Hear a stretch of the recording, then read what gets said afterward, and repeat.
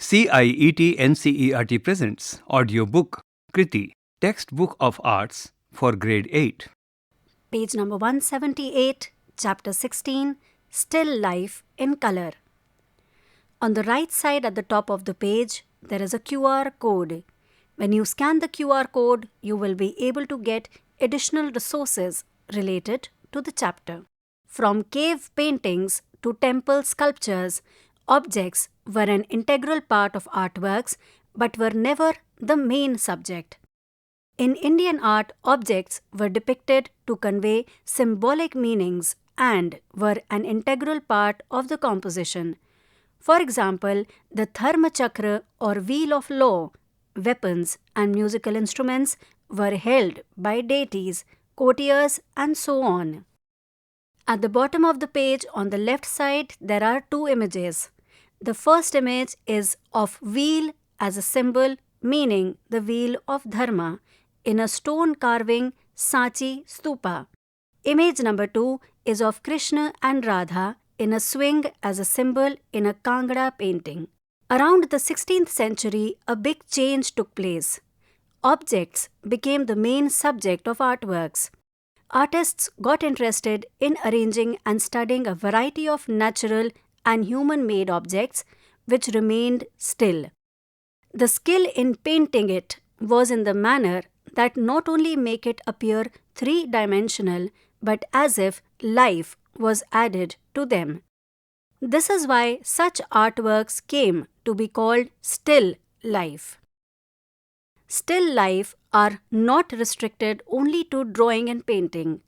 Artists create still life compositions as photographs and sculptures too. Today, still life compositions are also used to create product advertisements for magazines, hoardings, newspapers, television, and so on. At the bottom of the page, there are two images. The first image is of a photograph of a puja thali with a diya. The second image is of a painting of paint brushes. Page number 178. Activity 16.1. Arranging a still life. In a still life, it is very important to have a visually interesting compositional arrangement. This leads our eye to explore every object as we perceive its contour, form, color, texture, and relate it to the other objects placed around it.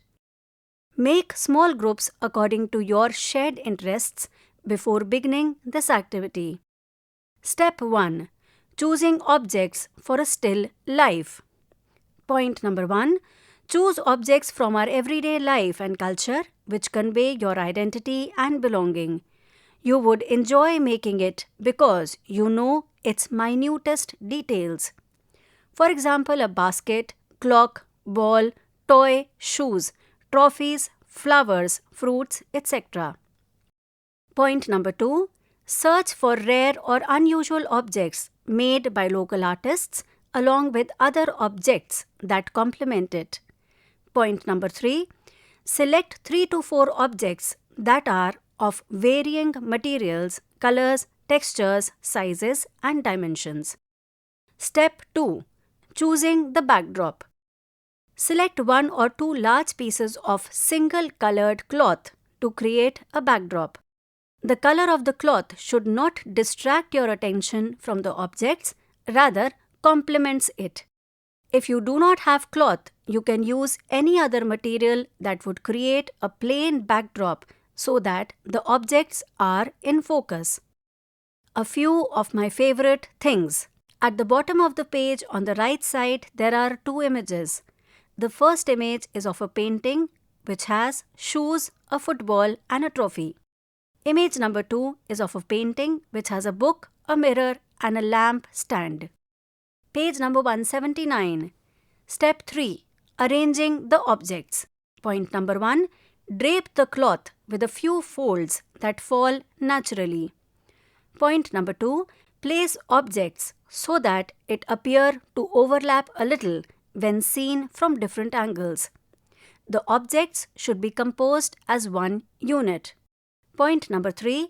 Experiment with interesting placements before finalizing an arrangement. For example, an object can be placed upright or on its side, or leaning on something or raised, etc. Point number 4. Light and shadow. Objects should be placed where light falls on it from one side and creates tonalities and shadows. For this, you can partially close or open doors and windows in your classroom, or use screens, old banners, curtains, or sheets to adjust or filter the light. Note to the teacher: let students select objects and experiment with different arrangements on the first day. They can put away the arrangement till the next visual art period and rearrange the still life as decided. In each of these artworks, identify the side from which the light is falling. On the right side of the page, there are 3 images. The first image is of 2 table tennis rackets, a table tennis ball, and a medal. Image number 2 is of a painting having 2 pots and a basket. Image number 3 is of a photograph of fruits and vegetables. Do you know? The tradition of making hand-painted clay objects is seen across India. Some artists make fruits and vegetables in various sizes which almost look real. Image number 3 is a depiction of the same. Page number 180. Activity 16.2. Draw and color the still life. Materials: A4 size paper or 1x4 chart paper, pencils, sharpeners, erasers, coloring medium of your choice.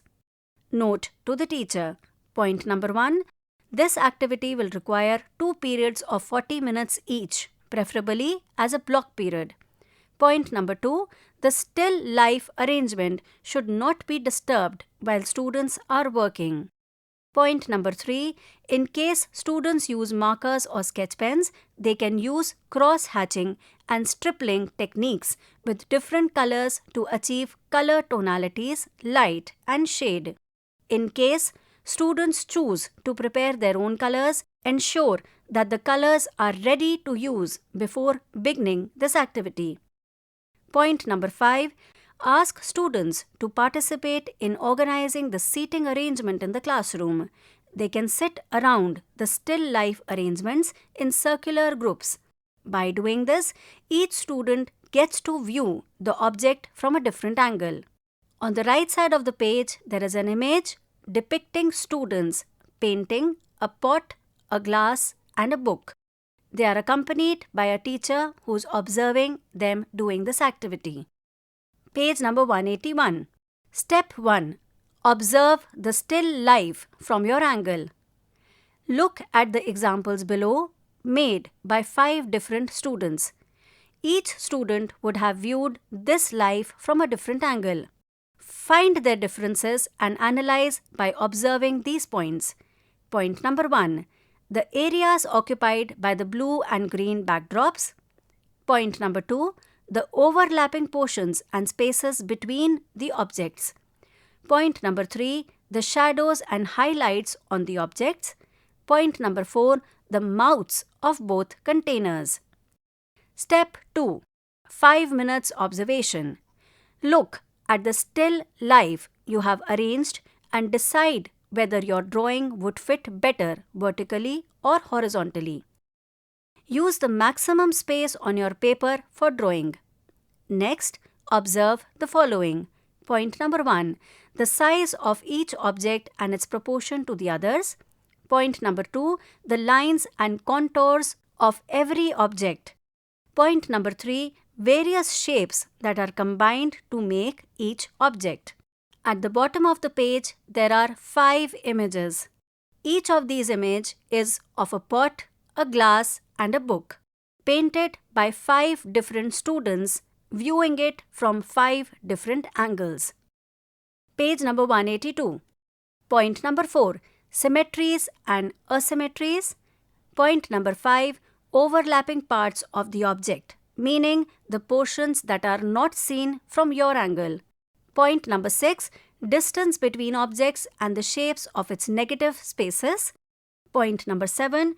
Angle of light and shadows, meaning falling on the objects, cloth, and surfaces.